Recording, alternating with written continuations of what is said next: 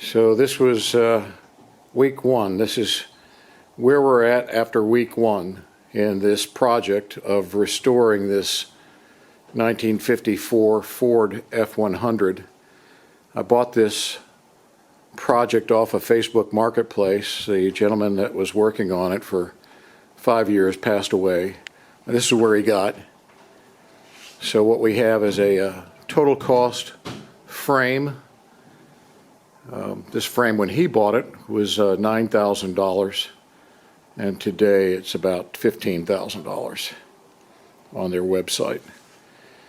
Some of the interesting things is this is a mid-50s gas tank. The project has a Ford 9-inch rear end. I had to purchase the drive shaft. So I had a company in San Antonio called Drive Shaft Specialties make an aluminum drive shaft that can withstand 500 horsepower. You know, a unique thing on here is that the brake booster, vacuum brake booster underneath the frame. In the cab there's access to it. This has a C6 transmission that was rebuilt by a company called Garland Transmissions in New Braunfels, Texas. And then the original owner put a Boss Hog torque converter in it. The motor was built by D&J Machine back in 2013. This company was out of Phoenix, Arizona, and they had a lot of problems. The original owner, Darl, is still making motors under Blue Monkey Machinery, but he had sold the company to a young guy in his 30s. And that guy, back in 2013 and 2014, was screwing all his customers. But the original owner managed to get the motor. So it's a 460 and makes 500 horsepower. I have to go through all the valves. The original owner took the pressure off the springs. And so I've got to go back and do all the valve lashing. But it's got a unique front end on it, so that's what he did is he got a stock Ford mounting plate that has the power steering and the compressor and the AC unit and stuff and water pump. Very nice what he's done there. And then some of the things that I've done, I'll come and pan through the garage here. He had primed a lot of stuff, but over the years it was starting to show age and rust and stuff. That was a new fender with EDM coating. We've sanded it all down and resprayed it with a 421-17 Nason urethane primer, both sides, 3 coats, and that's going to be typical for all these parts that I'm going to show you.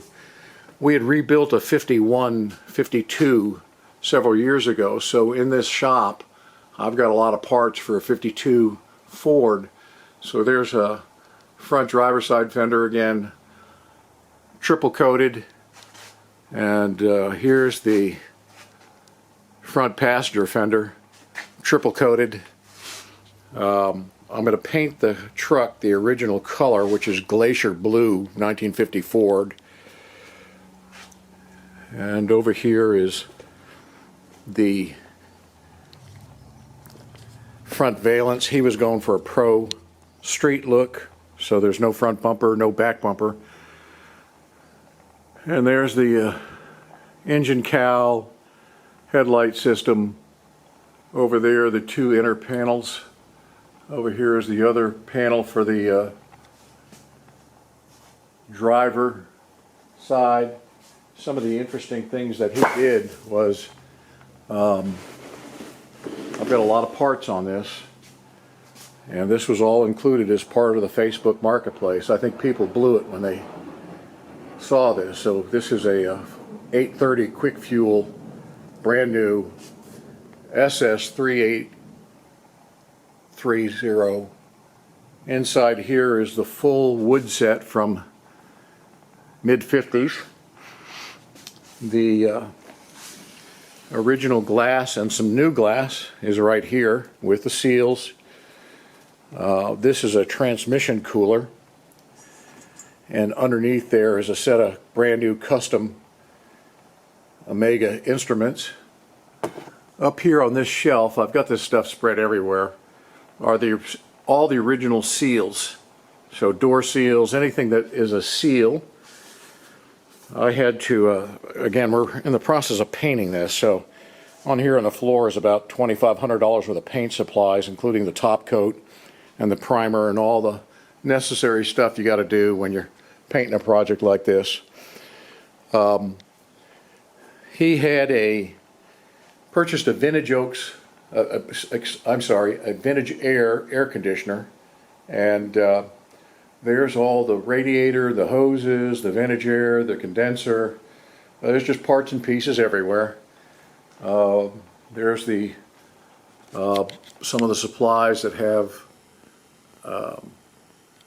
there's the running board mounting points inside. There's a whole bunch, there's a bunch of boxes of parts and pieces. Again, running from total cost, running a Ford 9-inch with 325 gearing. And he was in the process of putting the fuel system in, and that's where he stopped. And the fuel line is running up here. This has all stainless steel brake lines. I'll start to assemble the motor. For this first week worth of working on it, all the priming of what you've seen was accomplished by me and my wife, and putting the drive shaft in. There's all sorts of parts and pieces inside the boxes. You know, the thing about a project truck is it sat on Facebook Marketplace for about 3 months because no one went and looked at it. Well, I went and looked at it, and I could see from the fact that having built a 52, which is out there on YouTube, he's done all the hard work. I'm just kind of doing the easy stuff, and going to put this together. My hope is to have this running in about 4 or 5 months. So just kind of taking our time with it, and that's where we'll be. Now we'll kind of go over to the other barn here, and this is all the metal right here for the bed, stainless steel bed, and I've got all the fasteners and stuff on it. And we'll go to the other barn and I'll show you what the cab looks like. Pardon the video, but I don't feel like editing. So he had everything on platforms, so the cab was on this platform. And as you can see, we're using 80 grit, 180, 320 to get to the finish. Then we're using gray and black, red Scotch-Brite pads to scuff the. So here's the cab. I've got it laying on its back, and the floor pan in it was brand new. Someone put that in. It wasn't him. But there's probably 3 or 4 layers of paint from the different colors. This was painted over the year. This truck came, originally he bought it back in 2012 out of Dallas, and someone had done some work on it. But what I've done is wire brush down some of the heavy rust spots and then treated them with rust converter. And the guy was a pretty good welder, you know, hobby shop welder, but he was welding up the tunnel, and not the best weld job, but it's okay. I'm not going for show quality. I'm really going for just putting this truck together. I love putting these things together and getting them running when someone has started something and something has impacted their life that they can no longer finish it.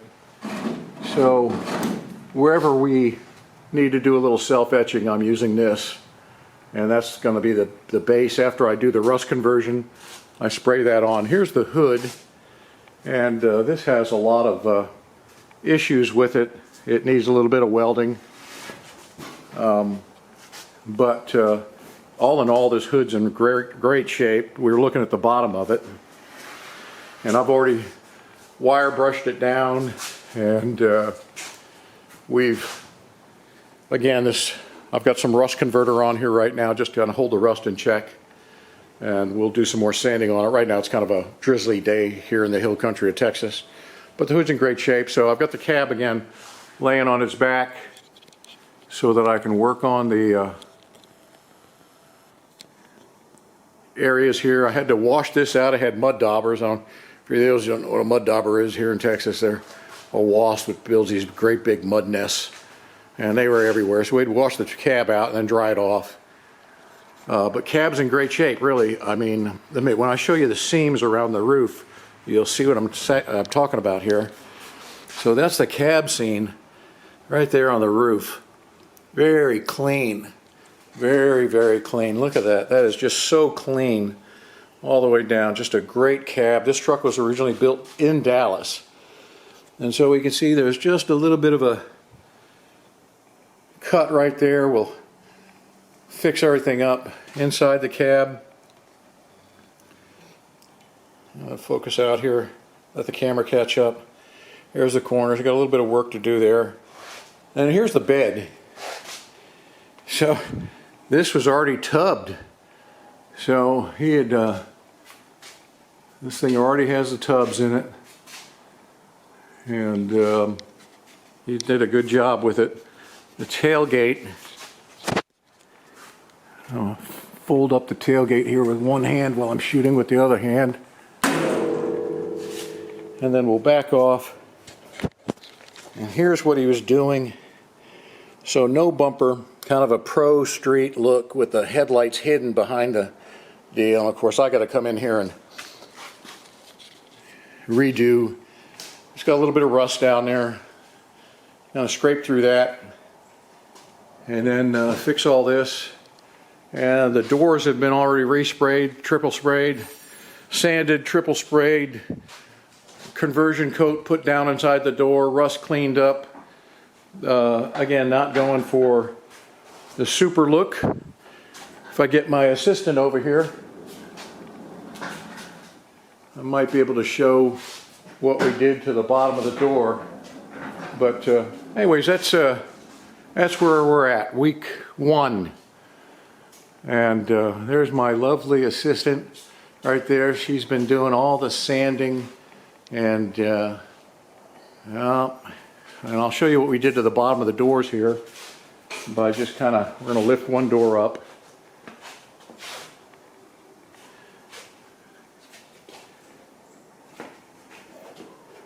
You know, they don't make doors like this anymore.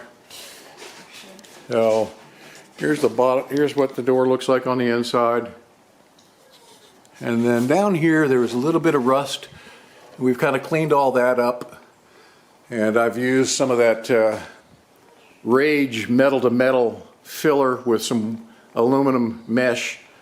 But this door is in great shape for as old as this truck is. And so the next step is this stuff will be curing for a couple months, let's say, as I get the frame worked out and the motor kind of going. Here's the running boards. I had one of them sandblasted, the other one I did with a wire brush. They're in great shape. They're the bottom of that running board. That's it, you know. Over there, I had to do a little bit of a rust repair, but that's in great shape. This is the worst one. The good one is this one right here, and this one, again, the whole pattern is in great shape. So, you know, when you buy a project, you want to make sure that you're buying the right project. You don't want to spend a lot of time trying to get it back. And again, we're not going for show quality here. We're just going to get it back and running and back on the road. Anyway, so that's where we're at in week 1. I had to take a week off. My wife did all the sanding. When I got back, I started shooting. You know, projects like this are a great thing. So it's always important to go see the project to know what you're trying to buy, and that's where we're at. So this concludes week 1 of working on it, and took 8 hours to load everything on a 26-foot U-Haul truck and a flatbed trailer. It took 5 hours to take it all off, and I've got it now in both barns, getting ready to do all the good stuff now. Thank you for watching.